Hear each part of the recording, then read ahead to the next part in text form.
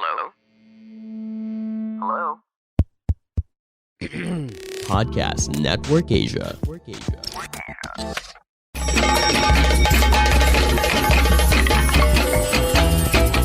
Welcome to She Talks Peace, a podcast that highlights the role of women peacebuilders around the world in bringing lasting peace and security to communities. Eavesdrop on their communities and get to know their stories. From the Philippines to Malaysia, from Indonesia to Palestine, from Myanmar to the United States. Their dreams and hopes for a world without violence and a world where every woman and girl can be whoever she wants to be. Hosted by Amina Rasul Bernardo, President of the Philippine Center for Islam and Democracy. This is She Talks Peace. You can be an advocate of youth peace and security in your own ways, regardless of what advocacy that you have, if it's in health, good governance, or even if it's you're just a student. Hello! Salam everyone! Welcome to another episode of She Talks Peace. I'm Amina Rasul of the Philippine Center for Islam and Democracy, joining you from Manila. And here's my co-host. Hi everybody! Welcome to She Talks Peace. This is Ayesa Abubakar and I'm here in University Malaysia Sabah in Kota Kinabalu. Hi Amina! Hey Ayesa! How are things? How's anything new happening in Sabah? But what is busy here in the whole of Malaysia is Chinese New Year. Oh, that's right! Hey Fat Choy! Yes, Chinese New Year is a big a holiday here in Malaysia. As you know, we have a significant number of Chinese, and we do celebrate, a lot of all these festivals. Not only with the Malay Muslims, but also with the Chinese and the Indians. So Chinese New Year will start this Sunday, January 22. And so we are on holiday until Tuesday. So Monday, Tuesday is a public holiday. And then hopefully things go back to work again on Wednesday. But mostly the Chinese community and also some people take this chance to take a 1 week off. So this is really going to be a long break for many people. It's too bad you're not in Cotabato anymore or anywhere nearby because they are going to have a music festival in Cotabato City. One Music Peace Festival. And there's going to be, would you believe, K-pop singers, Korean pop singers performing. One of them, I think, is Jin from BTS. You know BTS, right? The group that performed at the UN General Assembly. A little bit, but I'm not too familiar with who are they, in BTS. Yeah, but of course they're very popular. You're going to remember one of their hit songs, Butter. Goes something like, smooth like butter, criminal undercover. I don't know why those two I haven't heard. Butter and criminal undercover. But certainly, I haven't heard of that. You want to dance. But what is the reason why they're doing this music festival? It's for the Bangsamoro Foundation Day, right? I think so. This is just one good example of how a government is really trying to popularize the role of youth in peace building and, of course, security. And Ayesa, on She Talks Peace, we've mentioned several times how the Philippines has been a pioneer in ASEAN, not just on women, peace and security, but on youth peace and security, that we are actually the first in ASEAN and I think in Asia to have a national action plan on youth peace and security. Yeah, that's right. And this all started because then Philippine President Duterte made this commitment, right? Last year. Yeah. I think it was last year when the Youth Peace Security Agenda National Action Plan in the Philippines was launched. When was that? In August? Is that in August of 2022? I think so. So whatever we were still in a lockdown. That time we were still in a lockdown. So in Manila, you were already doing a lot of activities. Online. There were a lot of Online. virtual conferences, but our friends from Okay. OPAP had to actually physically go to Okay. Mindanao for some of these conversations. And kind of exciting, especially since at the ASEAN UN summit last year, President Marcos said that he's committed to the youth peace and security agenda. So Okay. let's keep our fingers crossed. You remember when they passed, the UN Security Council passed Resolution 2250. This was in 2015. And finally, all of these leaders recognize the positive contribution of youth efforts for the maintenance and promotion of peace and security. So I was just checking the website, and NATO, the North Atlantic Treaty Organization, actually had a summit last year on youth peace and Okay. security, Ayesa. I don't think at the time the conflict had actually started, but the drums of war were beating, so it was a perfectly good time. And their website acknowledges that today's generation of youth is the largest the world has ever known. And young women and men are often forming the majority of the population in countries affected by violence and armed conflicts. Their input in security is therefore essential. So NATO itself is now fully supporting the development of youth peace and security agenda. Yes. So since the Philippines has already this national action plan for YPS rather, it would be good for us actually to discuss it, in this show. And it's very timely that we have somebody here who can, help us discuss this NAP YPS. Somebody who is young and still a student, but then who is also very much, into the picture, or very much involved in peace and security agenda. Why don't you introduce our guest, Ayesa, since you're a professor? Let us now welcome our special guest for today. Her name is Carmela Francesca Adelantar. I hope I got that right. Francesca. And she is a policy researcher and a senior pursuing her political science degree at the University of the Philippines in Visayas. So she's an UP alumni. And Carmela here, she's still a student at the University of the Philippines, but she has already co-organized this Activate Gov project. And apparently, this project is able to train the elected youth council members, or known as the Sangguniang Kabataan in the Philippines. And then this training is about good governance. And she was also able to co-organize a lobby group for their youth development agenda. So, with all her passion and commitment and advocacy on the youth and its role, together with the Office of the Presidential Advisor on Peace, Reconciliation, and Unity. I guess this is the this is the newer version of OPAP, right? So this is the new name now of OPAP.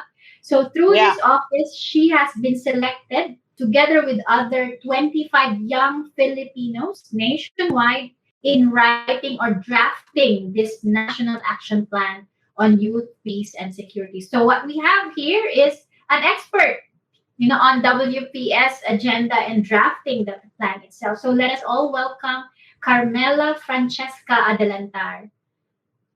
Welcome, Carmela. Hello. Thank you so much for having me, and I'm excited and looking forward to have this fruitful conversation about not YPS. So are we, Carmela. You're still going to university. It's your senior year. So how do you manage to balance your time between studies and your passion, your advocacy? Okay, I get that question a lot, especially to fellow young people as well who are into the advocacy. Like asking, Ate Carms, how do you manage your time? But what's helpful for me is I have planner. I have a physical planner with me to outline what I need to do with a day. I have a particular hour that I need to attend class, that I need to attend. to finish my essays in class. I need to study for quizzes. Then I have a time for an advocacy, and my Wednesdays and Saturdays is always dedicated for that. I attend meetings, and if I know I have the capacity and free time, I do attend engagements in not on Wednesdays and Saturdays, but another days of the week. It's really about knowing your priority. Once that you are able to map out your priorities, studies, and your advocacy, you will be able to balance it. So yeah, that's what I do. I'm really clear about my priorities, and what's my goal for that month, what I want to achieve. So that's really helpful for me in balancing my time and priorities. That's why I was able to do all of this. You sound so organized. You sound like Ayesa, right? Ayesa. No, she reminds me of Marie Kondo somehow. Helping, an expert in organizing. But Carmela, how were you discovered by the government by this OPAP rule? And how were you selected together with the other younger Filipinos to be part of the drafting of this UP security agenda? Did you have to apply for it? No, I was not. There's no application for who will be part of the core writers of the NAPYPS. What OPAPRO did was similar to other young people. They have consultations regional, so they have consultations from region one down up to BARM in terms of writing the NAPYPS, and there they basically chose individuals that who are really well versed in terms of the issue, have the skill in writing, have the skill in debate, negotiation, and in writing, in drafting the NAP-YPS, because it is not just only historical, but as well as this will guide future policies that the government is going to do. So I was chosen because it's 25. There's supposedly 24 because of the regions, because I represent the part of the civil society because I'm part of the organization, National Society of Parliamentarians Incorporated. During the consultations, we are the ones who really represented the civil society in terms of the drafting, in the planning of drafting, because we want to incorporate civil society component in the NAP, in the National Action Plan, because we saw that during the pandemic, there are a lot of young people started organizations. It's really, I have a lot of peers that I was already shocked that they're members of organizations that we're already partners. So yeah, that's how I was selected, because I am the head of the youth development arm of the organization. So I was the one who got chosen to participate and be part of the core writers. Carmela, you come from a province that's very peaceful, progressive, well off, right? So why should the role of youth in peace and security be important for you? How did you get into this advocacy that youth has a vital role in peace and security? Yeah, okay, that's really a great question. Sometimes it's quite confusing to others of why I got here, because Iloilo is really relatively peaceful where I come from, and during the pandemic I stayed in Manila. It's quite peaceful in terms of in the idea of conflict, but not in the areas of crimes. But I was given a chance to engage with young people all over the country. I travel from different parts of the country, even despite of the pandemic, because we're trying to reach out with them. I was able to have conversations with young people. I've had conversations with young people in Mindanao, young people in the Bangsamoro, young people who are really affected of the conflict between the government and the communist groups. That's something that I get to have a context of what the young people are trying, are experiencing, what they're trying to amplify. So I immerse myself with their experience. It's, I guess, really the practice of empathy to my fellow youth who really experienced conflict at that point, and having a kind of privilege and an opportunity to represent them is really a big responsibility, because as someone who was not able to experience conflict, it is my task to basically amplify and humanize what they have experienced. So given that young people are seen to be portrayed as energetic, as hopeful, being so more like a dreamer, but they're the ones who are really affected in terms of conflict. So with my travels, I was able to have a conversation with these young people, and having that kind of conversation lead me to this advocacy. You know what, Ayesa, I can't help but think that even in peaceful communities like Iloilo, the ugly head of violence and conflict isn't far behind.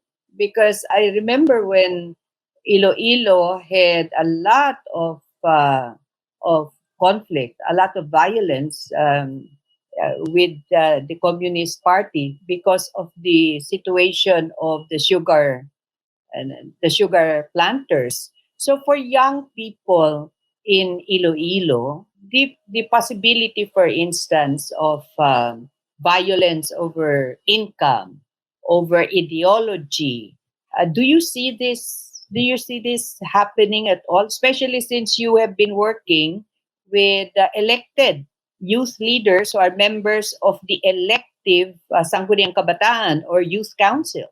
It's really the issue of violence and conflict is really interrelational with each other. They interconnected with each other, as it affects young people coming from, particularly in rural communities. The goods are being delivered to the city center.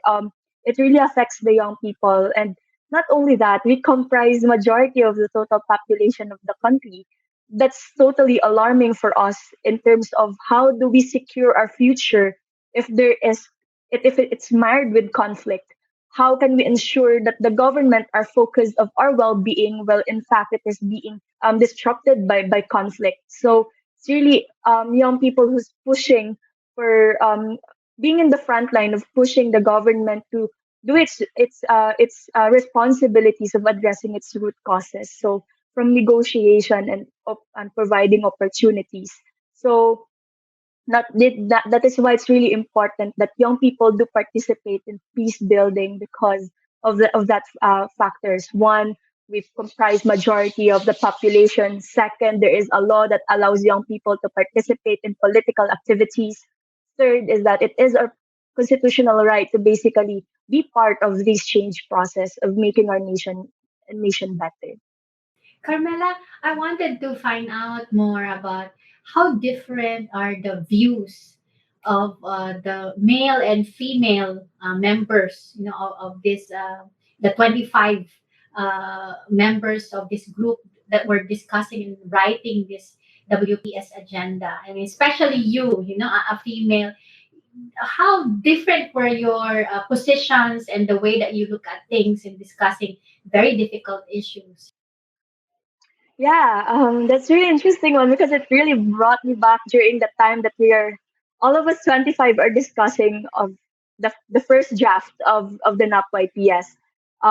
Even us in the core was as core writers, we also have different views, especially with men. There is an instance of because I was reading the pillar number 2, which is protection in writing. So I underlined there basically the protection of women in terms of those who are um, prone or like vulnerable to impacts of such as emotional and psychological trauma, the possibility of impacts of trigger warning, sexual assault or sexual harassment. So yeah, and there was someone from the core who cited that. How about men? Men do also suffer this emotional and psychological challenges, and men can also be vulnerable to sexual harassment. So, um, well, eventually we had a little debate of I presented data that it's women in terms of peace and security. It's always women and children that we put always forward in prioritizing it, and eventually there is really a clear power dynamics of making it because we young people wanted to put everything like lagay lahat.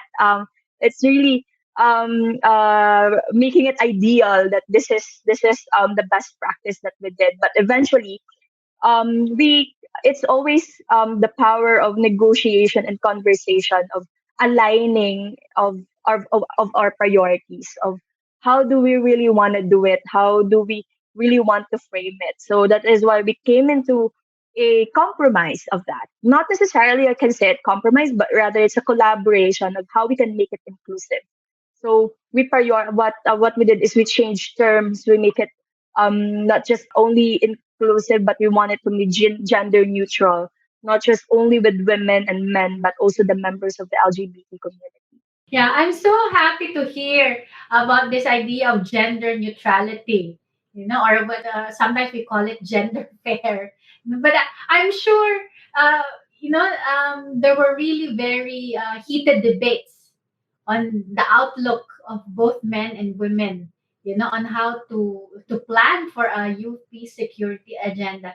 Can you just identify like what specific theme or issues does it, show you a big difference? And for a young person like you, were you surprised by this kinds of difference of outlook? Maybe you can tell us maybe just one Yeah. example of that discussion.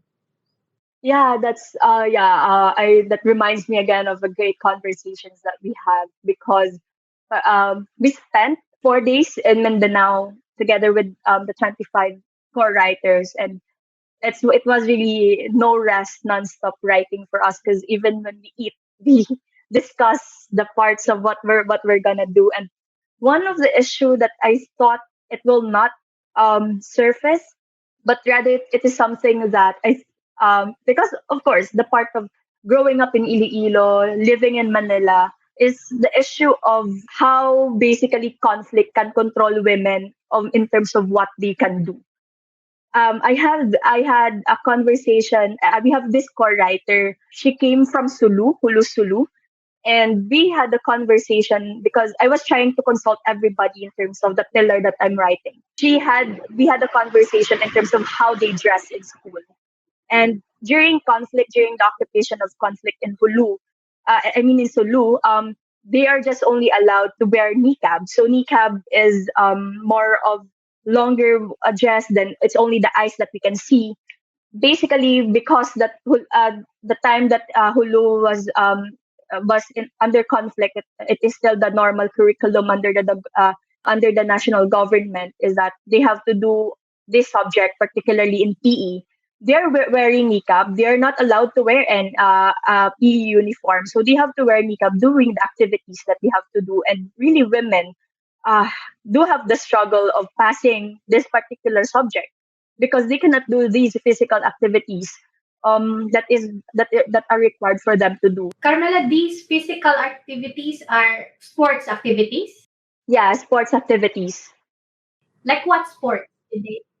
Like for example, if the teacher requires them to do running or explore them with sports like basketball or athletics, etc. So it's really like the normal ones that we have in public schools. Parang doon ko lang na-realize na wow, it was a great issue for them, but for me, as someone who came from a city, it's not because I can comfortably wear my jogging pants. I can comfortably wear my t-shirt, and them under the control of because of conflict, they cannot do that because they're wearing this particular their clothes. So and then there I said, Carmela, Carmela, that's quite interesting and new to me.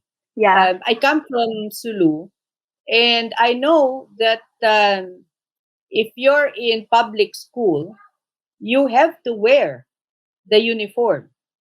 So you cannot wear anything else except the school uniform.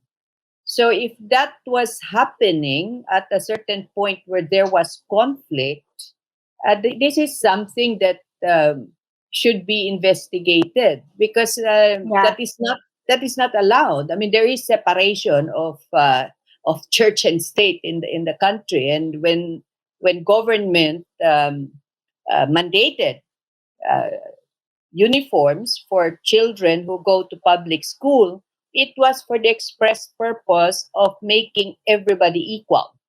So yeah, you all wear the same thing. You get taught the same thing. But let me go back to the National Action Plan for Youth, Peace, and Security. What were the top three areas of concern, top three priority areas of youth that you wrote into the National Action Plan?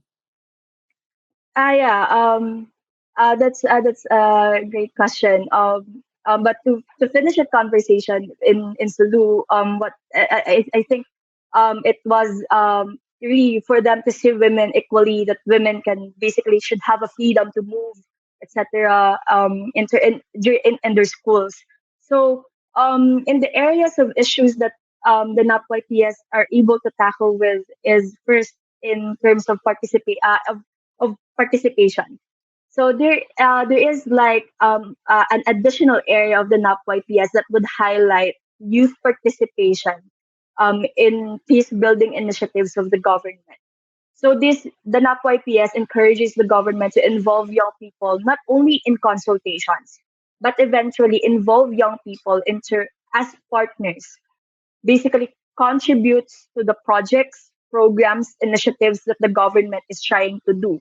So here we see young people sits in the local councils of local peace councils, etc. And secondly, is that Oh, Carmela, protection. before you go into the second priority, the Philippines is the only country in the world that has elected youth, age what, 15 to 30.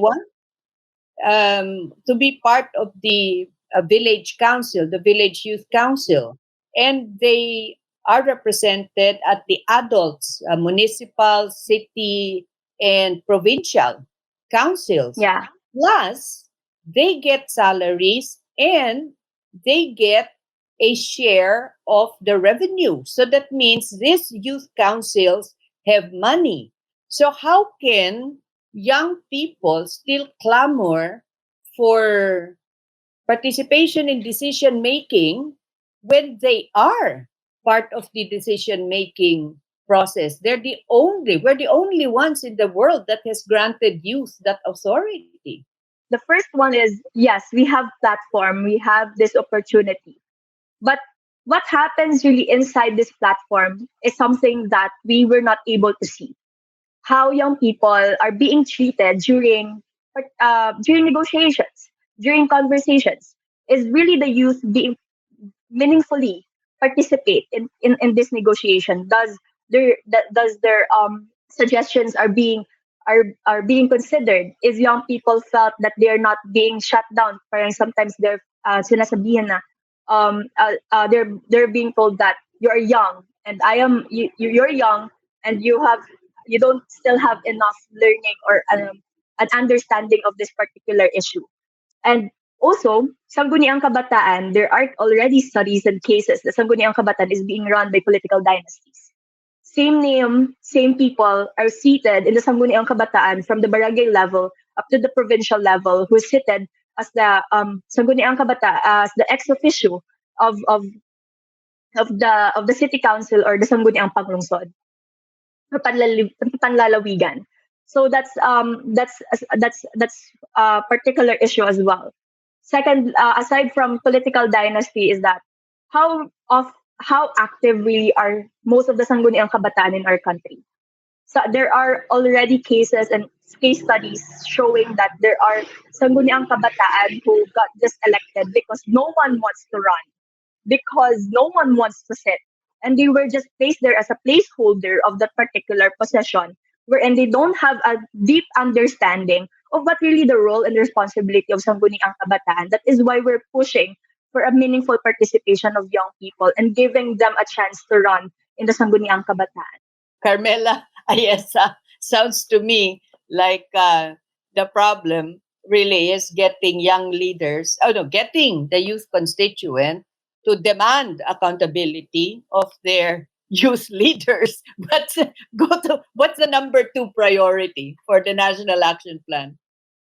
Yes, the number two priority is the prevention. Prevention part is basically highlighting on how to prevent conflict in a particular community which can be vulnerable to conflict. For instance, communities that may lie in a protective area within the Bangsamoro, within near the West Philippine Sea, etc. So we have highlighted that issue because we want to already end conflict. So that's the case of prevention. That's a heavy responsibility.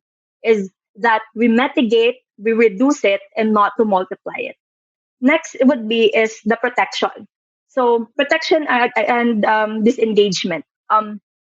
Here is that we provide opportunities. We provide privileges to young people who are vulnerable to conflict and who are victims of conflict. Here we provide basically opportunities of shelter, education, economic opportunities for them to restart. One of the best practice that we have highlighted is in Basilan. In the locality of Basilan, as part of their initiative of protection and integration, they provide disintegration, provide economic opportunities for the returnees from Moro groups. Is that they give them a startup of coffee startup uh, business in Basilan. It was really a great initiative that we have highlighted. This WPS, or rather YPS, National Action Plan, was launched last year.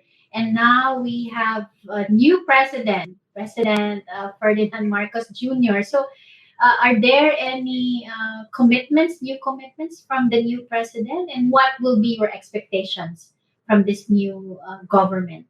It basically also channels to us young people that President Bongbong Marcos is going to be committed in supporting initiatives, youth-led initiatives, and on peace building. So expectations is not just only support, but particularly solidify youth participation in not just only in national level, but also in the local level in terms of local councils that is related to peace and security.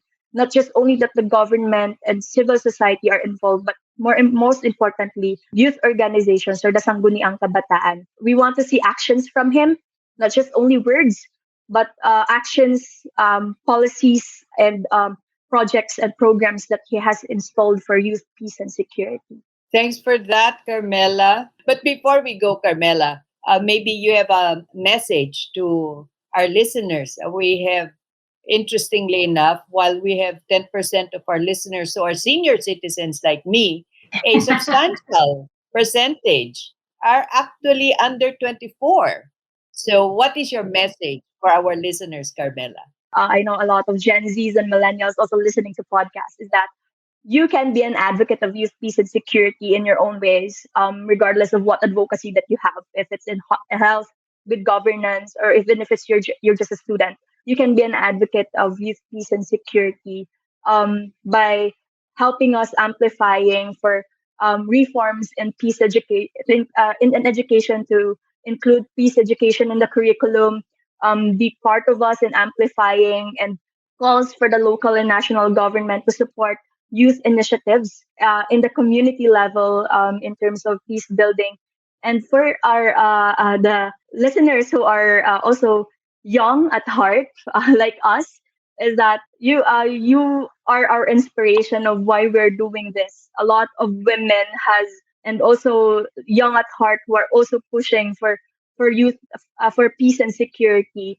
And you being as our inspiration has helped us get into this in this milestone, which is to have the first NAP YPS in the Asia and third in the world to be ratified and be supported by the current administration, and not just being an inspiration, but with your help, for instance, with your help giving us platform support, that is totally really helpful for us to be a success. And yeah, thank you very much, and continue to support this podcast. Thank you Thank so you, much, Carmela, Carmela. for your hard work. Dear listeners, you have heard Carmela Francesca Adelantar, who is still a university student, hoping to become a lawyer someday soon. And I can only second her position. And I do hope, dear listeners, that young or young at heart we can all help provide a platform for young people to voice their opinions and to be part of the community decision making so that we can all live in peaceful and secure villages. So thank you, dear listeners, for listening to us. This is Amina Rasul of the Philippine Center for Islam and Democracy saying bye for now and hope to see you again next week when we have another exciting guest on She Talks Peace. Ayesa? Again, from Kota Kinabalu, Sabah, this is Ayesa, and we'd like again to extend our congratulations for the brave Carmela to be doing the kind of work that she is doing now, helping do this youth peace security agenda for the Philippines, a very historical document, and we hope to see more great achievements from you, Carmela. So, and I hope to meet you next time. Bye. Thank you so much. Goodbye. Bye, everybody. She Talks Peace is brought to you in partnership with Podcast Network Asia and Podmetrics, the easiest way to monetize your podcast.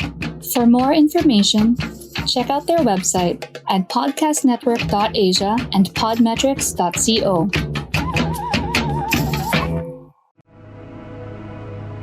The views and opinions expressed by the podcast creators, hosts, and guests do not necessarily reflect the official policy and position of Podcast Network Asia, the hosts of the program, or other programs of the network. Any content provided by the people on the podcast are of their own opinion and are not intended to malign any religion, ethnic group, club, organization, company, individual, or anyone or anything.